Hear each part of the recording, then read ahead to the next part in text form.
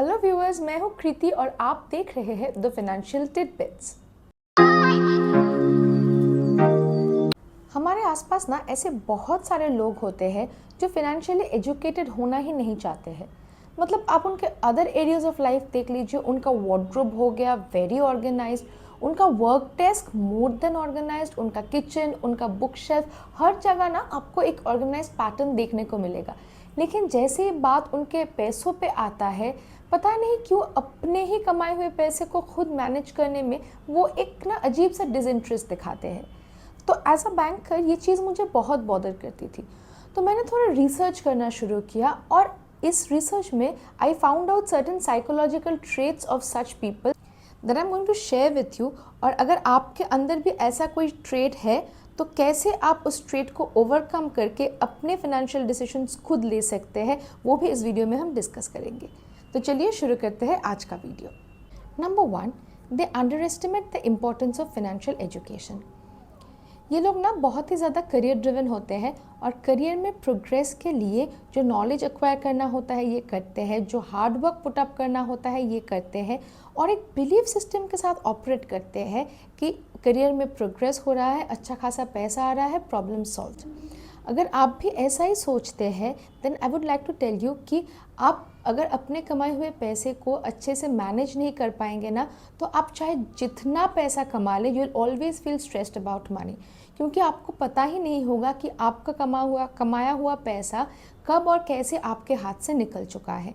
इसलिए ये awareness develop करना बहुत ज़रूरी है कि earning money and managing your finances are two different spheres and both are equally important.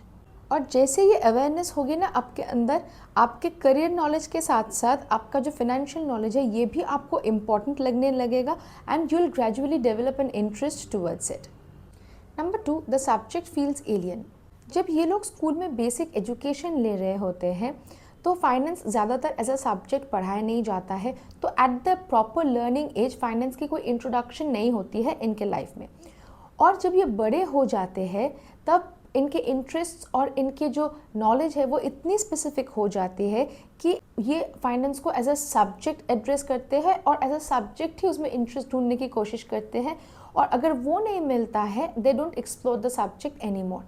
अगर आपके साथ भी ये हुआ है तो मैं आपको डेफिनेटली कहना चाहूँगी, learning finance for managing your own money is not a subject of interest but a matter of necessity, कि आप अपने पैसे को अपने गोल्स और अपने रिक्वायरमेंट्स के अकॉर्डिंग स्ट्रक्चर करें।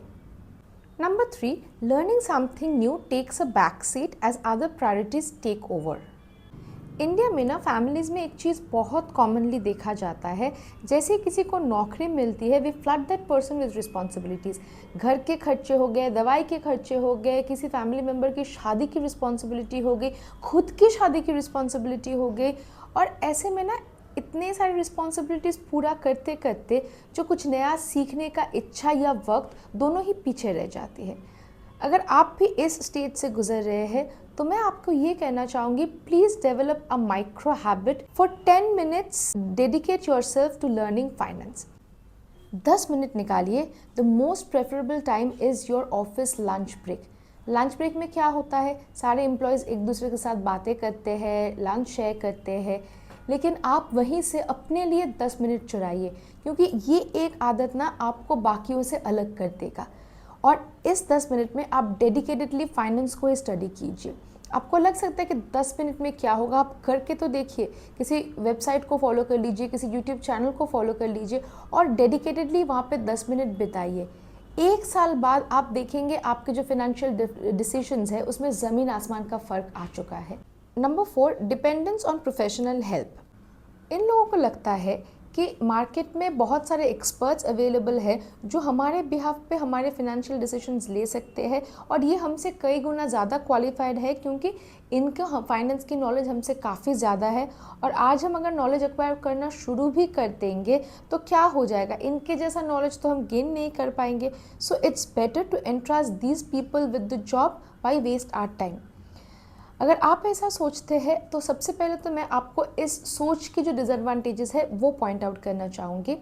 Number 1, they know finance but they do not know you. It's true that they know finance better than you. लेकिन आपको आपसे बेहतर और कोई नहीं जान सकता है। आपके गोल्स, आपके एस्पिरेशंस, आपके ड्रीम्स, आपके रिक्वायरमेंट्स, ये आपसे बेहतर और कोई नहीं जज कर सकता है।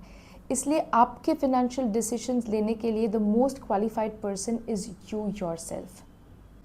Number 2, they might suggest a scheme which is beneficial for them and not you। एक एग्जाम्पल के तौर पे मानते हैं आप किसी फिनेंशियल एडवाइज़र के पास गए हैं जो खुद एक कॉरपोरेट से जुड़ी हुई है, जो कॉरपोरेट इन्वेस्टमेंट स्कीम्स डिज़ाइन करती है। एक स्कीम है स्कीम ए, जिसमें उनका कमीशन ज़्यादा है लेकिन शायद वो स्कीम आपके लिए नहीं बना है, और एक स्कीम बी है जो आपके लिए फिटेस्ट है लेकिन उसमें उनका उतना ज़्यादा कमीशन नहीं है। तो इट्स वेरी लाइकली कि ही सजेस्ट यू स्कीम ए, क्योंकि उसमें उनका ज़्यादा फ़ायदा है ना कि आपका। और अगर आप बिना वेरिफिकेशन के उनकी बातों में आके इन्वेस्टमेंट कर देते हैं तो आखिर में लॉस आप ही का है। जो लोग इससे रिलेट नहीं कर पा रहे हैं वो सोच रहे होंगे कि ऐसा थोड़ी कोई करता है।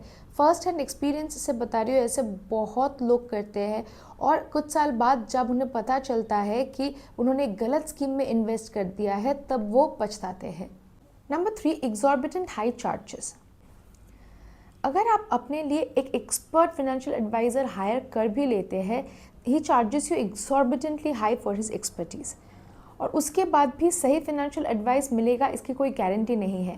प्रूफ इंटरनेट में देख लीजिए, सेलिब्रिटीज़ अपने फाइनेंशियल मैनेजर को स्यू करते हैं विद द एक्यूजेशन कि उनको सही फाइनेंशियल एडवाइस नहीं दिया गया था।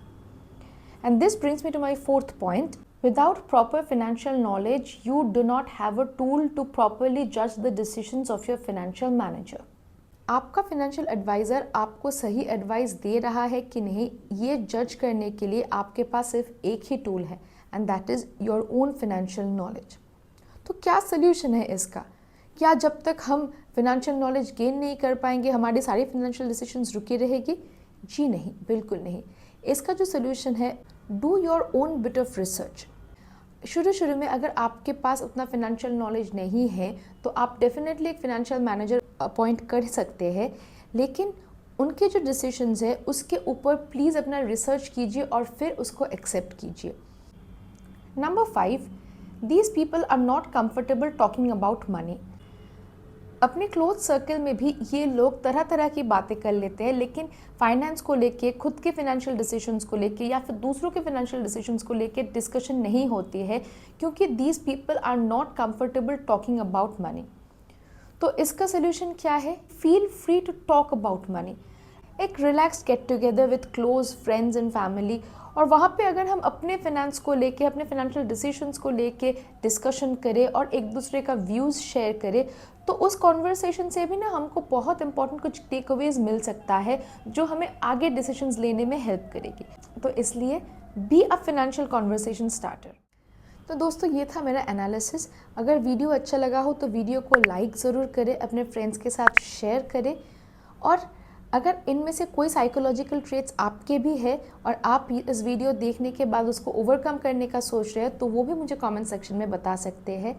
साथ ही साथ अगर आप अपने फाइनेंशियल डिसीजंस को लेके कॉन्फिडेंट है वो भी आप लिख सकते हैं कमेंट में। उससे क्या होगा, आपका जो कॉन्फिडेंस है वो और बूस्ट अप हो जाएगा। And for more such contents on finance, subscribe to TFT। मिलते हैं अगले वीडियो में, तब तक के लिए नमस्कार।